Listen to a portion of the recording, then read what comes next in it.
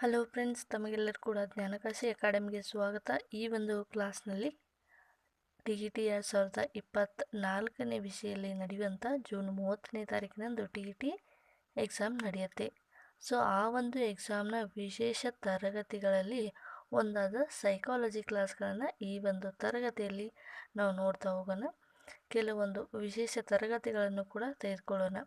ಅದರ ಭಾಗವಾಗಿ ಮೊದಲನೇ ಒಂದು ಕಾನ್ಸೆಪ್ಟ್ ಆದ ಸಮೂಹ ಗತಿಶಾಸ್ತ್ರ, ಇದರಲ್ಲಿ ಬರುವಂತಹ ಕೆಲವೊಂದು ಇಂಪಾರ್ಟೆಂಟ್ ಟರ್ಮ್ಸ್ಗಳು ಮತ್ತು ಈ ಒಂದು ಚಾಪ್ಟರ್ಗೆ ಸಂಬಂಧಿಸಿದ ಎಲ್ಲ ಮಹತ್ವವನ್ನು ತಿಳಿದುಕೊಂಡು ಶೈಕ್ಷಣಿಕವಾಗಿ ಈ ಒಂದು ಸಮೂಹ ಗತಿಶಾಸ್ತ್ರ ಯಾವ ರೀತಿಯಾಗಿ ಇಂಪಾರ್ಟೆಂಟ್ ಇದೆ, ಇದಕ್ಕೆ ಸಂಬಂಧಿಸಿದ ಡೀಟೇಲ್ ಆಗಿ ಎಲ್ಲ ವಿವರಣೆಯನ್ನು ತಿಳಿದುಕೊಂಡು ಕೆಲವೊಂದು ಮಲ್ಟಿಪಲ್ ಚಾಯ್ಸ್ ಕ್ವೆಶನ್ಗಳನ್ನು ಮುಂದೆ ಬರುವ ತರಗತಿಗಳಲ್ಲಿ ಡಿಸ್ಕಸ್ ಮಾಡೋಣ.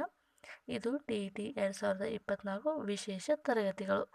ಸೊ ಇಂಪಾರ್ಟೆಂಟ್ ಆದ ಒಂದು ಸೈಕಾಲಜಿ ಕ್ಲಾಸಸ್ಗಳು ಇವಾಗಿವೆ. ಸೊ ಅದಕ್ಕಾಗಿ ಈ ಒಂದು ಸೈಕಾಲಜಿ ಕ್ಲಾಸ್ಗಳನ್ನು ಸ್ಟಡಿ ಮಾಡೋಕ್ಕಿಂತ ಮುಂಚೆ ಈ ಚಾನಲ್ಗೆ ನೀವೇನಾದರೂ ಹೊಸಬರಾಗಿದ್ದರೆ ದಯವಿಟ್ಟು ನಮ್ಮ ಚಾನಲ್ಗೆ ಸಬ್ಸ್ಕ್ರೈಬ್ ಮಾಡ್ಕೊಳ್ಳಿ. ಓಕೆ, ಸಮೂಹ ಗತಿಶಾಸ್ತ್ರ ಅಂದರೆ ಗ್ರೂಪ್ ಡೈನಾಮಿಕ್ಸ್ ಅಂತ ಹೇಳಿ ಕರಿತೀವಿ. ಓಕೆ, ಈ ಒಂದು ಸಮೂಹ ಗತಿಶಾಸ್ತ್ರ ಎನ್ನುವಂಥದ್ದು ಶಿಕ್ಷಣದಲ್ಲಿ ಯಾವ ರೀತಿಯಾಗಿ ಮಹತ್ವವನ್ನು ಪಡೆದುಕೊಂಡಿದೆ ಅದರ ಬಗ್ಗೆ ತಿಳಿಸಿಕೊಡುವಂಥ ಒಂದು ಈ ಕ್ಲಾಸ್ ಆಗಿದೆ. ಸೊ ಸಮೂಹ ಗತಿಶಾಸ್ತ್ರ ಎನ್ನುವಂಥದ್ದು ಸೈಕಾಲಜಿಯಲ್ಲಿ ಇದು ಶಿಕ್ಷಣಕ್ಕೆ ಮಾತ್ರ ಸೀಮಿತವಾಗಿಲ್ಲ, ಇದು ಶಿಕ್ಷಣದಿಂದ ಹೊರ ಜಗತ್ತಿನಲ್ಲೂ ಕೂಡ ತುಂಬಾ ಇಂಪಾರ್ಟೆಂಟನ್ನು ಪಡೆದುಕೊಂಡಿರುವಂಥ ಒಂದು ಏನಾಗಿದೆ ವಿಷಯವಾಗಿದೆ. ಸೊ ಅದಕ್ಕಾಗಿ ಇದನ್ನು ತಿಳಿದುಕೊಂಡಿರೋದು ಮತ್ತು ನಾವು ಶಿಕ್ಷಕ ಮತ್ತು ಶಿಕ್ಷಕಿಯರು ಆಗುವಂತಹ ಈ ಒಂದು ಸಮಯದಲ್ಲಿ ಈ ಒಂದು ಸಮೂಹ ಗತಿಶಾಸ್ತ್ರ ಎನ್ನುವಂಥದ್ದು ತುಂಬಾ ಇಂಪಾರ್ಟೆಂಟ್ ಆಗಿರುತ್ತೆ. ಯಾಕಂದರೆ ಶಾಲೆ ಎನ್ನುವಂಥದ್ದು ಒಂದು ಸಮೂಹ ಆಗಿದೆ, ಅದು ಶಿಕ್ಷಕ ಮತ್ತು ವಿದ್ಯಾರ್ಥಿಗಳನ್ನು ಒಳಗೊಂಡ ಒಂದು ಸಮೂಹ ಆಗಿರೋದ್ರಿಂದ ಸಮೂಹ ಗತಿಶಾಸ್ತ್ರ ಅಥವಾ ಗ್ರೂಪ್ ಡೈನಾಮಿಕ್ಸ್ ಅನ್ನು ತಿಳಿದುಕೊಂಡಿರೋದು ತುಂಬಾ ಇಂಪಾರ್ಟೆಂಟ್. ಸೊ ಇದು ಕೂಡ ಎಕ್ಸಾಮ್ ಪರ್ಪಸ್ಗೆ ತುಂಬಾ ಇಂಪಾರ್ಟೆಂಟ್ ಆಗಿರುವಂಥ ಟಾಪಿಕ್ ಆಗಿದೆ. ಸೊ ಈ ಚಾನಲ್ಗೆ ನೀವೇನಾದರೂ ಹೊಸಬರಾಗಿದ್ದರೆ ದಯವಿಟ್ಟು ನಮ್ಮ ಚಾನಲ್ಗೆ ಸಬ್ಸ್ಕ್ರೈಬ್ ಮಾಡ್ಕೊಳ್ಳಿ ಇವಾಗಲೇ. ಸೊ ಇವಾಗ ಸ್ಟಾರ್ಟ್ ಮಾಡೋಣ. ಸಮೂಹ ಗತಿಶಾಸ್ತ್ರ ಎನ್ನುವಂಥದ್ದು ಗ್ರೂಪ್ ಡೈನಾಮಿಕ್ಸ್ ಆಗಿದೆ. ಇದು ಯಾವ ರೀತಿಯಾಗಿ ಶೈಕ್ಷಣಿಕವಾಗಿ ಮಹತ್ವವನ್ನು ತಿಳಿಸಿಕೊಡುತ್ತೆ ಎನ್ನುವಂಥದ್ದನ್ನು ಸ್ಟಡಿ ಮಾಡೋಣ. ನಂತರದ ಸಮೂಹದ ಲಕ್ಷಣಗಳನ್ನು ಅರ್ಥ ಮಾಡಿಕೊಂಡು ತರಗತಿಯಲ್ಲಿ ಸಮೂಹಕವಾಗಿ ಹೇಗೆ ಕಾರ್ಯನಿರ್ವಹಿಸ್ತೀರಿ ಎಂಬುದನ್ನು ನಾವು ಸಮರ್ಥವಾಗಿ ತಿಳ್ಕೊಳ್ಳೋಕ್ಕೆ ಇದು ಯೂಸ್ ಮಾಡುತ್ತೆ. ಸೊ ಸಮೂಹದ ವರ್ತನೆಯ ಮೇಲೆ ಪ್ರಭಾವ ಬೀರುವಂಥ ಅಂಶಗಳು ಯಾವುವಂತ ಅರ್ಥ ಮಾಡಿಕೊಂಡು ಸಮೂಹದ ವರ್ತನೆ ಮೇಲೆ ಪ್ರಭಾವ ಬೀರುವಂಥ ಅಂಶಗಳು ಯಾವುವು ಅವುಗಳನ್ನು ಪರಿಹರಿಸಿಕೊಂಡು ನಾವು ಸಮೂಹದಲ್ಲಿ ಉಂಟಾಗುವಂಥ ತೊಂದರೆಗಳನ್ನು ಯಾವ ರೀತಿಯಾಗಿ ಈ ಒಂದು ಗ್ರೂಪ್ ಡೈನಾಮಿಕ್ಸಲ್ಲಿ ತಿಳ್ಕೊಳ್ಳೋಕ್ಕೆ ಇದು ಒಂದು ಸಹಾಯ ಮಾಡುತ್ತೆ. ಸೊ ತರಗತಿಯಲ್ಲಿ ಸಮಾಜ ಮಿತಿ ತಂತ್ರಗಳನ್ನು ಯಾವ ರೀತಿಯಾಗಿ ಬಳಸಬೇಕು ಸಮೂಹ ಗತಿಶಾಸ್ತ್ರ ನಮಗೆ ಹೇಳಿಕೊಡುತ್ತೆ. ಸೊ ಈ ರೀತಿಯಾಗಿ ಇಂಟ್ರೆಸ್ಟ್ ಆಗಿರುವಂಥ ಕೆಲವೊಂದು ಮಾಹಿತಿಗಳನ್ನು ತಿಳ್ಕೊಳ್ಳೋಕ್ಕೆ ನಾವು ಮುಂದೆ ಈ ಒಂದು ಡೆಫಿನೇಷನ್ ಮತ್ತು ಈ ಒಂದು ಸಮೂಹ ಗತಿಶಾಸ್ತ್ರಕ್ಕೆ ಸಂಬಂಧಿಸಿದಾಗಿ ಯಾವ ಸೈಕಾಲಜಿಸ್ಟ್ಗಳು ಯಾವ ರೀತಿಯಾಗಿ ಅಭಿಪ್ರಾಯವನ್ನು ಹೇಳಿದ್ದಾರೆ ಮತ್ತು ಮುಖ್ಯ ಲಕ್ಷಣಗಳನ್ನು ಈ ಒಂದು ಕ್ಲಾಸ್ನಲ್ಲಿ ತಿಳ್ಕೊಳ್ಳೋಣ.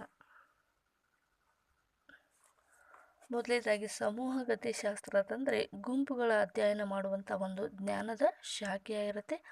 ಗುಂಪುಗಳ ಸ್ವರೂಪ ಮತ್ತು ಆ ಒಂದು ಗುಂಪು ಯಾವ ರೀತಿಯಾಗಿರುತ್ತೆ, ಅದರ ಕಾರ್ಯನಿರ್ವಹಣೆ ಬಗೆ ಹೇಗಿರುತ್ತೆ, ಗುಂಪಿನ ರಚನೆ ಹೇಗಿರುತ್ತೆ, ಆ ಒಂದು ಗುಂಪಿನ ಬೆಳವಣಿಗೆ ಏನು ಆಗತ್ತೆ, ಅದರಿಂದ ಪರಿಣಾಮಗಳು ಏನು ಉಂಟಾಗ್ತವೆ, ಅದರ ನಿರ್ವಹಣೆಯನ್ನು ಮಾಡುವುದು ಹೇಗೆ ಎಂಬುದನ್ನು ತಿಳಿಸಿಕೊಡುವಂಥ ಒಂದು ಸಮೂಹಗಳ ವ್ಯಕ್ತಿಯ ವರ್ತನೆ ಮೇಲೆ ಪ್ರಭಾವ ಬೀರುತ್ತದೆ ಎನ್ನುವಂಥದ್ದು ಈ ಸಮೂಹ ಗತಿಶಾಸ್ತ್ರ ತಿಳಿಸುತ್ತೆ. ಸಮೂಹ ಗತಿಶಾಸ್ತ್ರ ಅಂದರೆ ಇದು ಒಂದು ಗುಂಪಾಗಿದೆ, ಇದು ಒಂದು ಸಮೂಹ ಆಗಿದೆ. ಆ ಸಮೂಹದ ಸ್ವರೂಪ ಏನಿದೆ, ಅಲ್ಲಿರುವಂಥ ಕಾರ್ಯನಿರ್ವಹಣೆ ಯಾವ ರೀತಿಯಾಗಿ ಮಾಡಬೇಕು, ರಚನೆಯನ್ನು ಯಾವ ಮಾಡಬೇಕು ಮತ್ತು ಆ ಒಂದು ಗುಂಪಿನ ಬೆಳವಣಿಗೆಯನ್ನು ಯಾವ ರೀತಿಯಾಗಿ ಮಾಡಬೇಕು, ಅದಕ್ಕೆ ಯಾವ ರೀತಿಯಾಗಿ ಪರಿಣಾಮ ಬೀರುತ್ತೆ ಮತ್ತು ವ್ಯಕ್ತಿಯ ಮೇಲೆ ಯಾವ ರೀತಿಯಾಗಿ ಇದು ಪ್ರಭಾವ ಬೀರುತ್ತೆ ಅನ್ನೋದನ್ನು ಈ ಸಮೂಹ ಗತಿಶಾಸ್ತ್ರ ಎನ್ನುವಂಥದ್ದು ಸಾಮಾಜಿಕ ಸಂಬಂಧಗಳು ಮತ್ತು ಮಾನವೀಯ ವರ್ತನೆಗಳನ್ನು ಅರ್ಥ ಮಾಡಿಕೊಳ್ಳಲು ಇದು ಸಹಾಯ ಮಾಡುತ್ತೆ. ಡೈನಾಮಿಕ್ಸ್ ಅಥವಾ ಸಮೂಹ ಗತಿಶಾಸ್ತ್ರ ಎನ್ನುವಂಥದ್ದು ಇದು ಬಲ ಆಗಿದೆ. ಗ್ರೂಪ್ ಡೈನಾಮಿಕ್ಸ್ ಅಂದರೆ ಡೈನಾಮಿಕ್ಸ್ ಅಂದರೆ ಗ್ರೀಕ್ ಪದದ ಅರ್ಥದಲ್ಲಿ ಇದನ್ನು ಬಲ ಅಂತ ಹೇಳಿ ಕರಿತೀವಿ. ಈ ರೀತಿಯಾಗಿ ನೇರವಾದ ಪ್ರಶ್ನೆಗಳನ್ನು ಕೇಳಿದ್ದಾರೆ. ಗ್ರೂಪ್ ಡೈನಾಮಿಕ್ಸಲ್ಲಿ ಡೈನಾಮಿಕ್ಸ್ ಎಂದು ಇದರ ಪದದ ಅರ್ಥ ಏನು ಅಂತ ಕೂಡ ಕೇಳಬಹುದು. ಸೊ ಅದಕ್ಕಾಗಿ ಇದರ ಅರ್ಥ ಎಂದರೆ ಇದು ಬಲ ಆಗಿರುತ್ತೆ. ಹಾಗಾದರೆ ಗ್ರೂಪ್ ಡೈನಾಮಿಕ್ಸ್ ಅಂದರೆ ಗುಂಪಿನಲ್ಲಿ ಕಂಡುಬರುವಂತಹ ಬಲಕ್ಕೆ, ಗುಂಪಿನಲ್ಲಿ ಕಂಡುಬರುವಂತಹ ಮಾನಸಿಕ ಶಕ್ತಿಗೆ ನಾವು ಇಲ್ಲಿ ಬಲ ಅಂತ ಹೇಳಿ ಕರೀಬಹುದು. ಸಮೂಹ ಗತಿಶಾಸ್ತ್ರದಲ್ಲಿ ಗುಂಪು ವ್ಯಕ್ತಿಯ ಮೇಲೆ ಪ್ರಭಾವ ಬೀರುವ ಅಧ್ಯಯನವನ್ನು ಇಲ್ಲಿ ಮಾಡಲಾಗುತ್ತದೆ. ಹಾಗಾದರೆ ಈ ಒಂದು ಗುಂಪಿನಲ್ಲಿ ವ್ಯಕ್ತಿಯ ಆಕಾಂಕ್ಷೆಗಳು ಏನಿರ್ತವೆ, ಮನೋಧೋರಣೆಗಳೇನಿರ್ತವೆ, ಆ ಗುಂಪಿನಲ್ಲಿ ಕೆಲಸ ಮಾಡುವಂತಹ ಒಂದು ರೂಪದ ಮೇಲೆ ನಂಬಿಕೆ ಯಾವ ರೀತಿಯಾಗಿರುತ್ತೆ, ಆ ವ್ಯಕ್ತಿಯ ಚಾರಿತ್ರ್ಯ, ಭಾವನೆ, ವ್ಯಕ್ತಿತ್ವ ಹಾಗೂ ವ್ಯಕ್ತಿಯ ಮೌಲ್ಯಗಳು ಈ ಗುಂಪಿನಲ್ಲಿ ಪ್ರಭಾವಿತವಾಗುತ್ತದೆ. ಸೊ ಒಂದು ಗುಂಪಿದೆ ಅಂದರೆ ಆ ಗುಂಪಿನಲ್ಲಿರುವಂಥ ವ್ಯಕ್ತಿಗಳ ಚಾರಿತ್ರ್ಯ, ಭಾವನೆ, ವ್ಯಕ್ತಿಯ ಮೌಲ್ಯಗಳು, ಮನೋಧೋರಣೆಗಳು ಮತ್ತು ಆಕಾಂಕ್ಷೆ, ನಂಬಿಕೆಗಳು ಇವುಗಳನ್ನು ಒಳಗೊಂಡಂತೆ ಒಂದು ಗುಂಪು ಎನ್ನುವಂಥದ್ದು ತನ್ನ ಸರಿಯಾದ ಗುರಿಯನ್ನು ತಲುಪಲು ಈ ಒಂದು ಸಮೂಹ ಗತಿಶಾಸ್ತ್ರ ಎನ್ನುವಂಥದ್ದು ಸಹಾಯ ಮಾಡುತ್ತೆ. ಒಂದು ಗ್ರೂಪ್ ಮುಂದೆ ಬರಬೇಕಂದ್ರೆ ಅದರಲ್ಲಿ ಇರುವಂಥ ವ್ಯಕ್ತಿತ್ವ ಮತ್ತು ಮನೋಧೋರಣೆ ಮತ್ತು ಆಸಕ್ತಿಗಳು ತುಂಬಾ ಇಂಪಾರ್ಟೆಂಟ್ ಆಗುತ್ತೆ. ಸೊ ಈ ರೀತಿಯಾದ ಪ್ರಶ್ನೆಗಳನ್ನು ಕೂಡ ಕೇಳ್ಬೋದು. ಸಮಾಜ ಗತಿಶಾಸ್ತ್ರದಲ್ಲಿ ಒಂದು ಗುಂಪು ಅನ್ನುವಂಥದ್ದು ಮುಂದೆ ಬರಬೇಕಾದ್ರೆ ಈ ಕೆಳಗಿನ ಅಂಶಗಳು ಪ್ರಭಾವ ಬೀರುತ್ತೆ, ಅಥವಾ ಈ ಒಂದು ಗುಂಪಿನಲ್ಲಿರುವಂಥ ವ್ಯಕ್ತಿಯ ಮೇಲೆ ಪ್ರಭಾವ ಬೀರುವಂಥ ಅಂಶಗಳು ಅಥವಾ ಆ ಗುಂಪಿನಲ್ಲಿ ಇರುವಂಥ ವ್ಯಕ್ತಿಯ ಗುಣಲಕ್ಷಣಗಳು ಯಾವ ರೀತಿಯಾಗಿ ಇರಬೇಕು ಅನ್ನುವಂಥದ್ದನ್ನು ಪ್ರಶ್ನೆ ಕೇಳ್ಬೋದು. ಸೊ ಉತ್ತಮವಾದ ಒಂದು ಆಕಾಂಕ್ಷೆಯನ್ನು ಹೊಂದಿರಬೇಕು, ಅದಕ್ಕೆ ಬೇಕಾದ ಮನೋಧೋರಣೆಗಳು ಇರಬೇಕು, ಆ ಒಂದು ಗುಂಪು ಮುಂದೆ ಬರುತ್ತೆ ಎನ್ನುವಂಥದ್ದು ನಂಬಿಕೆಯನ್ನು ಕೂಡ ಇಟ್ಕೊಂಡಿರಬೇಕು, ಒಳ್ಳೆಯ ಚಾರಿತ್ರ್ಯವನ್ನು ಹೊಂದಿರಬೇಕು, ಆ ಒಂದು ಗುಂಪು ಮತ್ತು ಗುಂಪಿನಲ್ಲಿ ಇರುವಂಥ ವ್ಯಕ್ತಿಗಳ ಮೇಲೆ ಒಳ್ಳೆಯ ರೀತಿಯಾದ ಭಾವನೆಗಳಿರಬೇಕು ಮತ್ತು ಆ ವ್ಯಕ್ತಿತ್ವ ಮತ್ತು ವ್ಯಕ್ತಿಯ ಮೌಲ್ಯಗಳು ಗುಂಪಿನಲ್ಲಿ ಪ್ರಭಾವ ಬೀರುತ್ತೆ ಎನ್ನುವಂಥದ್ದನ್ನು ಈ ಸಮೂಹ ಗತಿಶಾಸ್ತ್ರ ಹೇಳುತ್ತೆ. ಹಾಗಾದರೆ ಈ ಒಂದು ಸಮೂಹ ಗತಿಶಾಸ್ತ್ರದಲ್ಲಿ ನೇರವಾಗಿ ಈ ರೀತಿಯಾದ ಪ್ರಶ್ನೆಗಳನ್ನು ಕೂಡ ಕೇಳ್ಬೋದು. ಒಂದು ಹೇಳಿಕೆಯನ್ನು ಕೊಟ್ಟು ಇದನ್ನು ಯಾವ ಒಂದು ಸೈಕಾಲಜಿಸ್ಟ್ ಹೇಳಿದ್ದಾರೆ ಎನ್ನುವಂಥದ್ದನ್ನು ಆಪ್ಷನಲ್ಲಿ ಕೊಡ್ಬೋದು. ಸೊ ಸಮೂಹ ಗತಿಶಾಸ್ತ್ರವೆಂದರೆ ಸಮೂಹಗಳ ಸ್ವರೂಪ, ಅವುಗಳ ಬೆಳವಣಿಗೆಯ ನಿಯಮಗಳು, ವ್ಯಕ್ತಿಗಳೊಡನೆ, ಇತರೆ ಗುಂಪುಗಳೊಡನೆ ಅಥವಾ ಇತರೆ ಸಂಸ್ಥೆಗಳೊಡನೆ ಅವು ಹೊಂದಿರುವ ಸಂಬಂಧದ ಬಗ್ಗೆ ಹೆಚ್ಚಿನ ಜ್ಞಾನವನ್ನು ನೀಡುವಂತಹ ಕ್ಷೇತ್ರವಾಗಿದೆ ಎನ್ನುವಂಥದ್ದನ್ನು ಕಾರ್ಟ್ರೈಟ್ ಅಥವಾ ಜೆಂಡರ್ ಎನ್ನುವಂಥವರು ಈ ಒಂದು ವ್ಯಾಖ್ಯಾನವನ್ನು ಕೊಟ್ಟಿರ್ತಾರೆ.